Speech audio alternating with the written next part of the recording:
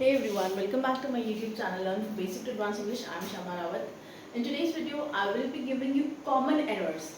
Although it is said that they are common errors, but trust me, most of the communicators who talk in English, who converse in English, they knowingly or unknowingly, they commit these mistakes. Video को शुरुआत से लेकर आखिर तक देखिएगा, मेरे लिए नहीं, अपने लिए, क्योंकि वीडियो के अंत में आप रियलाइज करेंगे कि वाकई हमने कुछ ना कुछ गेन किया है. So let's begin. The first one is Hemraj is shouting since 6 o'clock. The second sentence is Hemraj has been shouting since 6 o'clock. दोनों ही वाक्य में पढ़ने पे आपको समझ में आ रहा होगा कि हेमराज नाम का व्यक्ति है, वो क्या कर रहा है, वो चिल्ला रहा है ना. Since 6 o'clock has been shouting since 6 o'clock. इतनी बात तो पता है कि जब हम टाइम की बात करते हैं, है ना, और टाइम हम बता देते हैं कि तब से चिल्ला रहा है, तब सिंस लगता है. दोनों ही सेंटेंसेस में सिंस है, दैट मीन्स सिंस आएगा, है ना. अब गड़बड़ किसमें और सही कौन सा है? तो आप ये समझिए कि ये वाला सेंटेंस इनकरेक्ट है और ये वाला सेंटेंस करेक्ट है. What is the reason behind it? The reason is simple. When some action, that has started in the past and is still continuing right now in the present time, then in such cases, the tense that is used is present progressive tense or perfect continuous tense. Present perfect continuous tense. Present क्यों? क्योंकि काम हो रहा है. कहने का मतलब है, अगर कोई ऐसा काम है ना जो भूतकाल में शुरू हुआ और वो वर्तमान में हो रहा है, अभी भी हो रहा है, स्टॉप नहीं हुआ है, उस केस में हम लगाते हैं प्रेजेंट परफेक्ट कॉन्टिन्यूअस टेंस. इस सेंटेंस में हेमराज शाउट कर रहा है कब से? 6 बजे से. सुबह के 6 है, शाम के 6. That is not a concern and that is not mention also. So the thing is that the process of shouting is still continuing. ठीक है. When some action continues from past to present, then we use what tense? Present perfect continuous tense.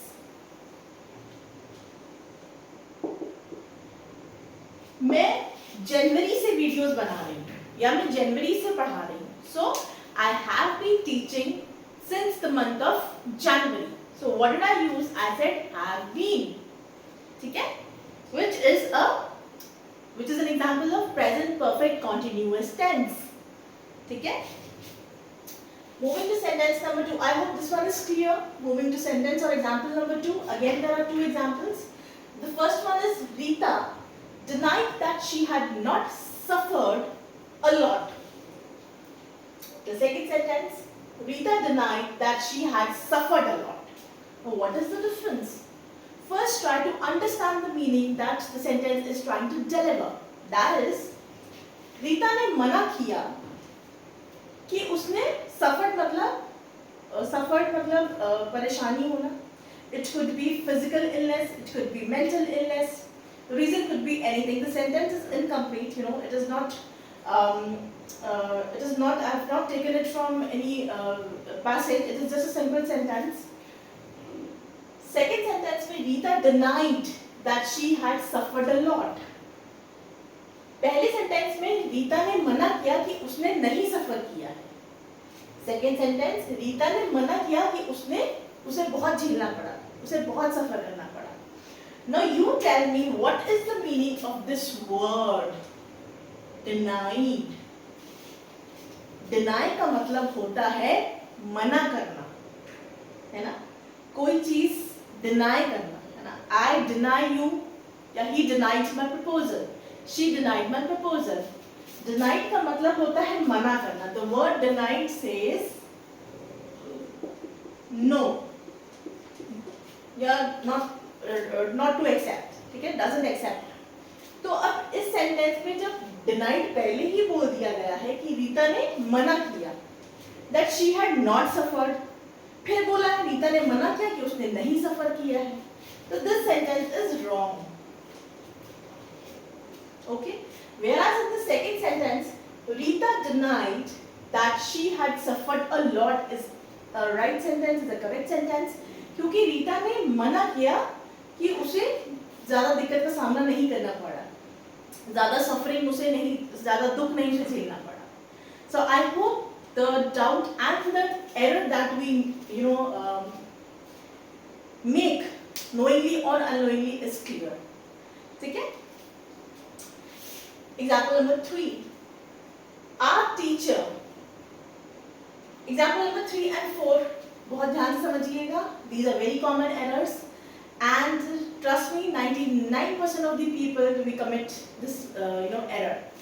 So the first example of number 3 is our teacher will take a test tomorrow. भाई इसमें क्या गड़बड़ है? हमारे teacher कल test लेंगी, यही तो सुनते आ रहे हैं, यही तो बताते आ रहे हैं कि पढ़ लीजिए, कल टीचर टेस्ट लेंगी. Our teacher will take test tomorrow. Okay? The next sentence, our teacher will give test tomorrow. इसमें टेस्ट लेंगी, इसमें टेस्ट देंगी. The people, the viewers who are watching our video, kindly comment right now, according to you, which statement is right? 3A is correct or 3B is correct? Of course, I will tell you which one is correct, but I need you to answer. ठीक है? कि test madam take लेंगी या test देंगी? ठीक है? अभी आपको बताती हूँ मैं इन दोनों में से करेक्ट क्या है. Moving to sentence number 4. Again, there are two examples. I have to give a test for admission. मुझे admission के लिए कहीं भी, admission could be anywhere. It could be in school, it could be anywhere, college. मुझे admission के लिए test, I have to give a test tomorrow. I have to take a test for admission. Over confused. देखिए, जब भी exam होता है, the exam happens between two people. The first one is the one that is teacher who administers the test, and the second person is the student who who will answer the test, who will give answers to the questions. So the person who administers the test, the teacher, what does it do? The teacher will always give test tomorrow, and the child or the students who will appear in the exam will always take a test for admission. This is the golden rule that you need to keep in mind. कहने का मतलब है, जब exam होता है तो दो लोगों के बीच में होता है. बीच का मतलब है भाई स्टूडेंट्स होंगे, है ना, और एक टीचर होगी. टीचर चेक करेगी, टीचर एडमिनिस्टर करेगी टेस्ट, और बच्चे स्टूडेंट्स जो हैं वो टेस्ट देंगे. But when it comes to saying in English, then the teacher who is administering the test, we will say that the teacher will give test tomorrow. I have heard even teachers saying wrong English. They say that I will take a test tomorrow. No, they should say that I will give test tomorrow. उन्हें बोलना चाहिए मैं कल test दूंगी, है ना. हिंदी में होता है ना कि मैं कल टेस्ट लूंगी, तो वही कहता है I will take test tomorrow. But it should be I will give test tomorrow. Whereas these children, they are supposed to say I have to take a test for admission. ठीक है? Give नहीं, देना नहीं है. ठीक है? So I hope the confusion between give and take is clear. For more explanation, for more clarity, let me write over here 2 points that you need to keep in mind. That the teacher administers the test. Okay? तो उनके लिए हम बोलते हैं give का इस्तेमाल होता है. ज्यादा कंफ्यूजन हो रहा है तो ऐसे याद कर लीजिए. And the students who appear in the test, right? Appear in the test मतलब कक्षा में बैठे हैं, हॉल में बैठे, एग्जामिनेशन हॉल में बैठे, एग्जाम दे रहे हैं. तो what will we say? They are taking a test. Okay? I hope the confusion between the two is clear. Going to sentence number 5, or example number 5, he is one of the best singers who have sung. He is one of the best singers who has sung. Again, we do commit mistakes, we do commit errors in the sentence. पहले समझाने से पहले मैं बताना चाहूंगी relative clauses पे मैंने video बनाया है, अगर नहीं आपने देखा तो प्लीज चैनल पे जाइए, सर्च कीजिए। रिलेटिव क्लॉज क्या होता है? In the sentence who is a relative clause? What is relative clause? Relative clause talks about noun और द सब्जेक्ट, ठीक है। रिलेटिव क्लॉज सेंटेंस में जो करता है, डूअर है, उसके बारे में बताता है ना। तो इस सेंटेंस में या इस सेंटेंस में रिलेटिव क्लॉज ये है, ये किसके बारे में बात कर रहा है? ही के बारे में, ठीक है। जब आपका रिलेटिव क्लॉज सब्जेक्ट के बारे में बात करेगा और आपका subject, this is your subject, if your subject is singular then your verb will also be singular, and if your subject is plural then your verb will be plural. So यहाँ subject singular है, ही है भाई, एक लड़का है, लेकिन यहाँ verb जो है वो लगा है have, helping verb है have, but when do we use have? We use have with plural subjects. They have, people have, ठीक है। she have, he has, it has तो नहीं, it have तो नहीं बोलते हैं हम, ठीक है। तो इसीलिए your relative clause will tell about the subject. If your subject is singular, your verb has to be singular. If your subject is plural, your verb has to be plural. So this sentence is wrong and this one is right. क्योंकि यहाँ पे singular subject है और has लगा है, he के साथ क्या लगता है? has. He is one of the best singers who has sung the song. She is one of the best players who has played in the match. They are best who have achieved a lot in their life. Okay? Confusion, परेशान मत होइए, है ना। धीरे धीरे सब समझ में आएगा, और अगर नहीं आएगा तो मैं हूं ना दोबारा वीडियो बनाने के लिए, दोबारा समझाने के लिए। Moving to example number 6. We waste much time in travels. ठीक है? We waste much time on over travels. अब आप बताइए, अगर एक नॉर्मल सेंटेंस में बोलूं कि हम अपना समय फालतू चीजों में बहुत बेकार करते हैं, like we scroll videos, right, we scroll the reels, तो टाइम वेस्ट करते हैं। मच टाइम इन होगा या मच टाइम ऑन होगा? We waste our time on video games. We waste time on watching reels. इन आपने सुना होगा, but that is my friends, that is an error and that is what I'm telling you here. ठीक है, वो error है. We do not waste our time in, no. We waste time on something. हम किसी चीज पे है ना समय बर्बाद करते हैं. We waste our time on sitting idle doing nothing, daydreaming, दिन में सपने देखते हैं, तो इन नहीं होगा. Again, this is a error and this sentence is right. Okay? Talking about example number 7. She walked, again ये बहुत common error है, और I will tell you कि क्यों ऐसा error हम लोग commit करते हैं and what is the reason behind it. She walked 5 miles by foot. 5 मील वो चली पैर से. She walked 5 miles on foot. So this sentence is wrong. This sentence is right. अब आप बोलेंगे मैम हम तो बोलते हैं कि I travel by bus, I go to my college by car, I like to travel in plane, by plane.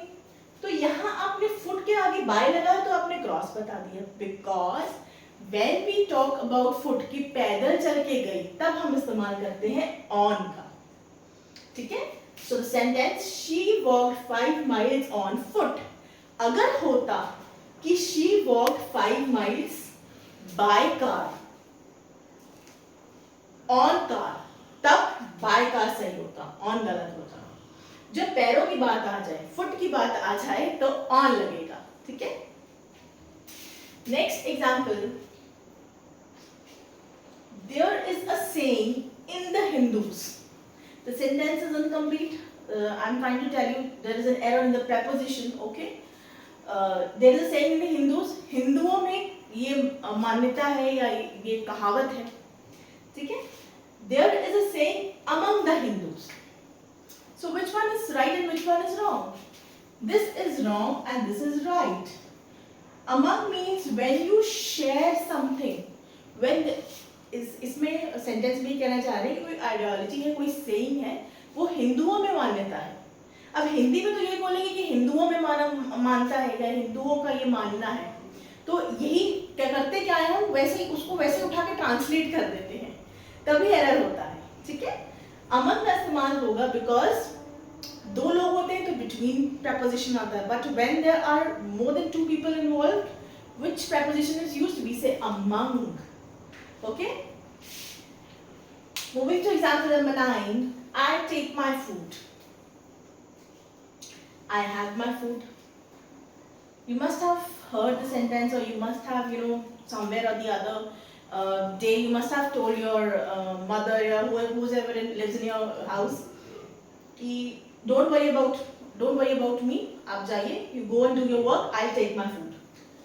है ना. होता है, मम्मी लोग घर से जाती हैं या कोई भी आपका पार्टनर अगर जाता है और खाना रखा हुआ है, आपको अभी नहीं खाना है, then what do you say? Don't worry, you go, I'll take my food, which is a wrong sentence. You never take your food. What do you mean by you take your food? You take your food like this? No, you have your food. I have my food. That means मैं खा लूँगा या मैं खा लूँ. ठीक है. Never say take my food. I take my food. ठीक है. The last one.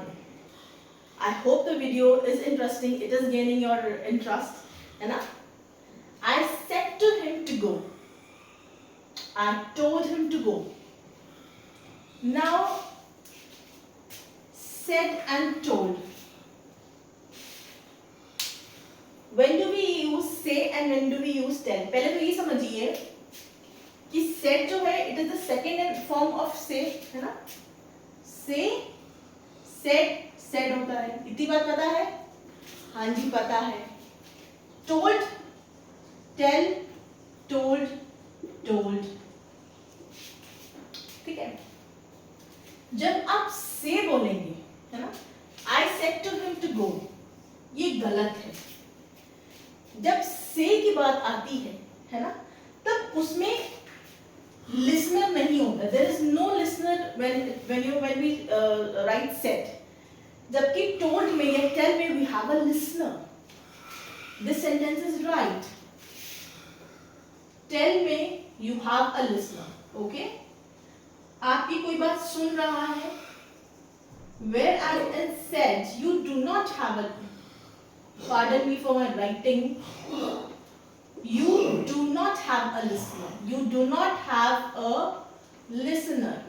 अगर मैं आपको examples दूँ, है ना, जैसे आपको अगर मैं example दूँ कि मैंने बोला कि said में हमारा listener नहीं होता, तो said के क्या examples होंगे? Do not say anything. कुछ भी मत बोलो. She said she was happy या she said she was unhappy. उसने बोला कि वो दुखी थी. तो जो सेंटेंसेस हैं सेड के, क्या आपको कोई लिसनर सुनाई दे रहा है? कोई लिसनर कोई बात उसकी सुन रहा है? एक ही के बारे में बात हो रही है, एक ही पर्सन के बारे में बात होती है. Whereas in the case of told, I told him to go. I की बात हो रही है, किसको बोला जा रहा है? लिसनर को बोला जा रहा है. भाई ये सुन रहा है, मैंने उसको बोला कि जाओ. I told him to go. I told her about the repercussions, that will be there of the drastic steps that she is taking. ठीक है. I told him about the chances, the percentage of getting success, if you work hard. तो simple सा formula है, जब told की बात आ जाए, tell की बात आ जाए, तो आपका लिसनर रहेगा, और जब said की बात आए, then at that point of time you do not have a listener.